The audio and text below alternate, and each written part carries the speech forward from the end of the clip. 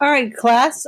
Today's video, which is just about getting to the end of our unit, is the ninth video, and it deals with the Supreme Court. And basically, it's supposed to be specific to Marbury versus Madison, the Supreme Court case of 1803. Now, it's a little bit out of chronological order of what we've been doing, because as of last, we're still in the Washington administration, and now we're going to speed through the Adams administration and end up into the Jefferson administration. But this is what our unit calls for. So here's how we do it. And basically, our unit calls for this because this court case deals with the separation of powers and that sort of thing. So there's a lot to this. Now, I know I said I wouldn't talk about the Federalist Papers too much, but in Federalist 51, Madison wrote a lot about the separation of powers in the Constitution, but he didn't really mention the courts so much. There's a lot of focus on the legislative branch and the executive, but not so much to the judicial. Now, Madison's general thinking was that judges can provide an additional voice to democratic deliberation when it comes to constitutional interpretation. So they knew that judges would be an element of this, but they really didn't focus much on it. So let's get back to the three branches we've been talking about. Now, George Washington largely shaped the executive branch by his precedents, right? This is, how strong it should be, the roles are. Now, obviously, other presidents have sort of weakened that or strengthened that or changed it. You see that a lot by the time we get to Jefferson. But who's really going to shape the judicial branch? And it really didn't get molded into what it is now until the third Chief Justice comes along, and that's Chief Justice Marshall. Now, remember, Washington and Adams were Federalists, and they really only nominated Federalist judges. But by the election of 1800, the Jeffersonians controlled the presidency and the Congress, but not the judiciary. So this is how that changes a little bit. Now, there's a lot of info when it comes to the election of 1800. You don't need to write all this or memorize all of it, and a lot of it gets technical. But I just want to give you a brief overview, and I'm actually going to skip a lot of the technical stuff.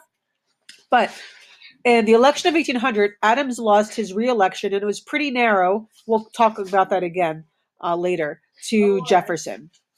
So now the Federalists now lose the executive, but also they lost the House and the Senate to Jefferson's Republicans.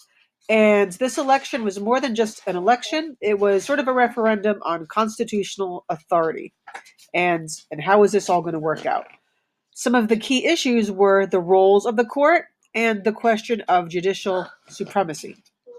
So right at the very end of the Adams administration, Oliver Ellsworth put a wrench into all of this.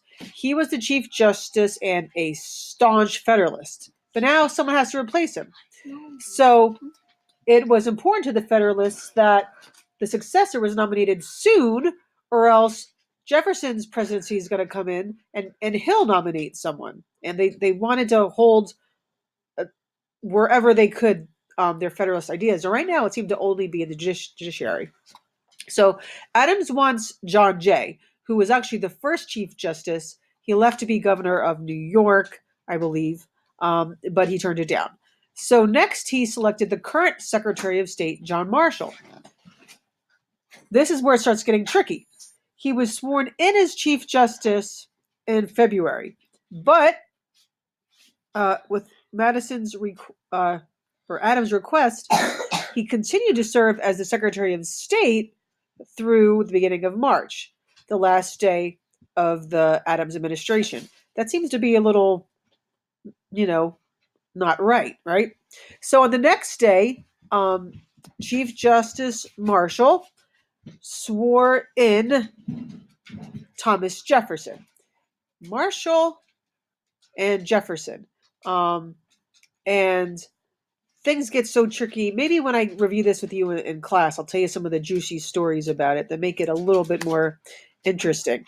All right. Hopefully this isn't boring you too much yet, because it really, it's technical and I'm going to get out of that, but it's pretty significant here. So now we get the Jefferson Administration. So it repealed the Judiciary Act of 1800, right? Before the end of Adams' administration, what we were just talking about, Adams attempted to fill the vacancies prior to it. And this is something referred to the midnight judges. And I'll go over that idea in class as well. But a number of them have not been delivered. So one of his appointees, who was William Marbury, sued Secretary of State Madison to force to make him commissioned as Justice of the Peace. Right? So this becomes a very significant dilemma. And no, it doesn't become this kind of dilemma, but it becomes one of the first judicial dilemmas in the United States history. And yes, Nellie and Kelly, that's probably before your time. Marshall said if the court awarded Marbury a writ of mandamus, now that's a technical legal term, and we can go over that. Basically, if he forces Madison to deliver the commission, two things could happen. The Jefferson administration could ignore it, right? But that would significantly weaken the authority of the courts. Marshall didn't want that because if you remember, the courts already seemed like the weakest branch. They were the least mentioned in the Federalist Papers. When we went over the articles, the legislative branch had 10 sections and the judicial section was much smaller. Marshall knew what he was doing here. Because if the court denied this, it might also appear that the justices were acting out of fear. Either way, no matter what he did, either case would be a basic denial of the principle of the supremacy of the law and make the court seem weak, right? So Marshall's decision, he said, Madison should have delivered the commission to Marbury. Or help him, please. But then it held that the section of this former act gave the Supreme Court the power to do this, actually exceeded the authority under Article 3 of the Constitution. So now Marshall's interpreting the Constitution here. He says, therefore, that act it's not cool. So it's null and void. This is a big deal. All right? Don't be bored.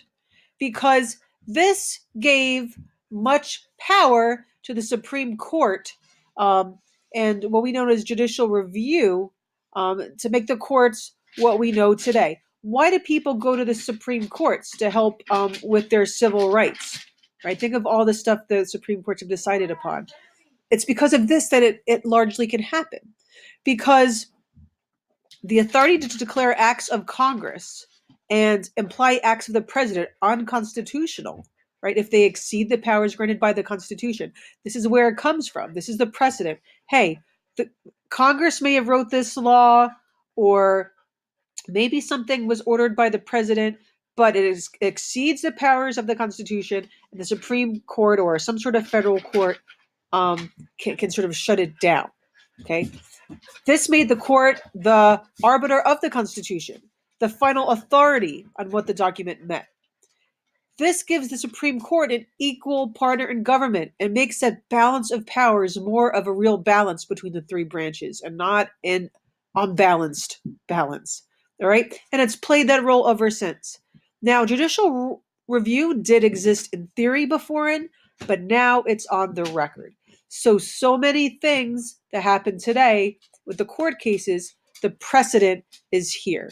And that's why Marshall is really like the, he wasn't the first Chief Justice, but he was the one that molded it and to what we guide our Supreme Court off of today. I'll go over this in class. Don't worry about getting every word or every technical thing down. This last slide here is probably what's most important to know the effects of it. And we'll have some fun. We'll tell some of the better stories about cousins that didn't get along and how it revealed to the court case and stuff. All right. See you then.